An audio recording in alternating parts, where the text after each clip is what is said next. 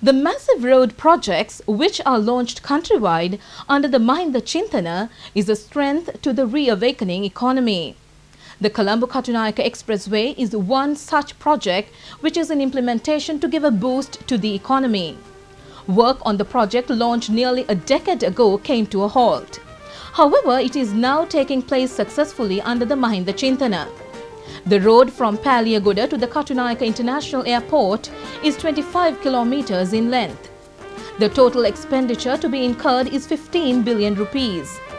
With the completion of the work on this expressway, the time consumption to reach the airport will be limited only to 20 minutes. This super road is getting ready to join the mega development network via a significant zone in the country, adding another pioneering contribution to the national economy.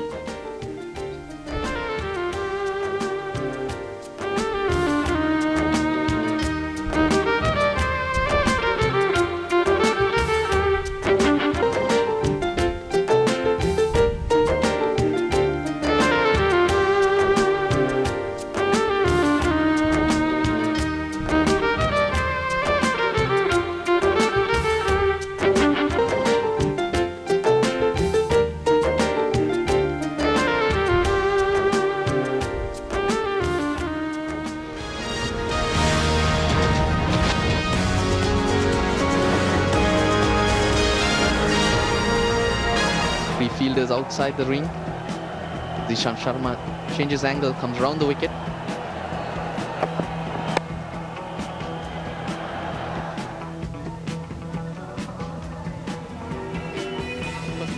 The fifth and last one-day of the 5-match ODI series will get underway in New Delhi tomorrow. With Mahendra Singh Dhoni returning, Dinesh Karthik will sit out for what is one guaranteed change in the team tomorrow.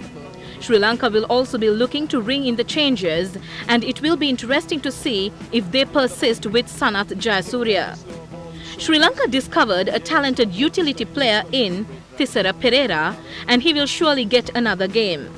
Sri Lankan pacer Chanaka Velagedara is on track for a fast recovery from the growing strain. He is likely to be fit for the fifth and final one-day international against India in New Delhi tomorrow. Sri Lanka's Sanath Jayasuriya, who was considered as the master blaster, completes 20 years in international cricket. Jayasuriya, who is 40, played his first one-day international on 26 December 1986. It was played in Melbourne against Australia. Since then, he had played 439 one-day internationals. He had been able to score 13,331 runs. He achieved the highest one-day score of 189 on 29th October in 2009 at an encounter against India in Sharjah. He has, to his credit, 28 one-day centuries, taking 319 wickets. As such, he has displayed his skills as an all-rounder.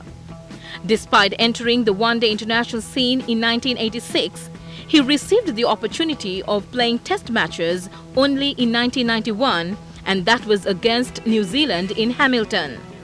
From then onwards, he had played 119 test matches, collecting 6,973 runs with 14 centuries.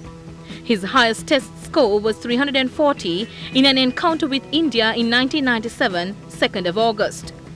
This particular match was played in Sri Lanka. He also has, to his credit, many world records in one-day and test matches.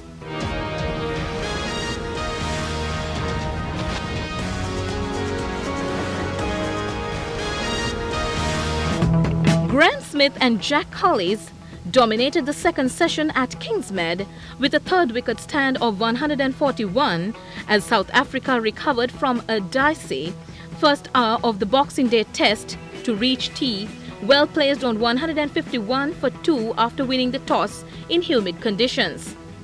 Just as Andrew Strauss had regretted winning the toss and choosing to field on a misleadingly green wicket at Centurion, so Smith had been left harbouring plenty of doubts about the wisdom of his own decision this time around. With lively bounce allied to prodigious swing through the air, South Africa grafted their way to 67 for 2 at lunch.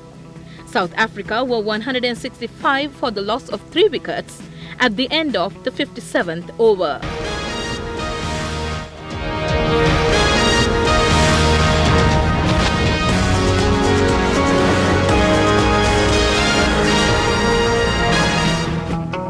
Washington Wizards guard Gilbert Arenas stowed unloaded firearms in a container in his locker, according to the team, and the NBA is looking into the situation.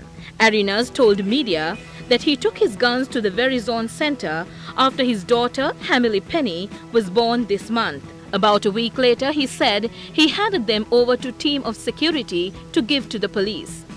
The NBA's collective bargaining agreement allows for players to legally possess firearms, but prohibits them at league facilities or when traveling on any league-related business.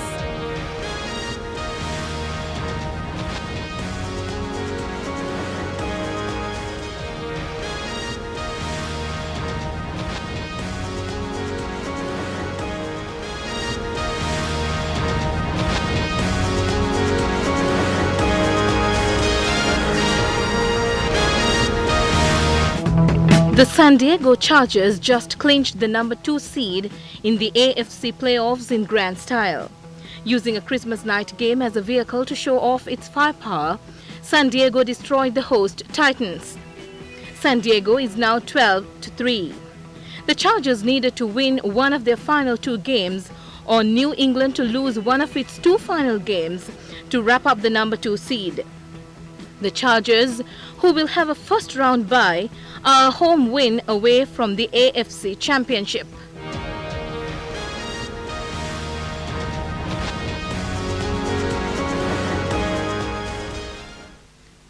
And in conclusion, here's a reminder of our top stories.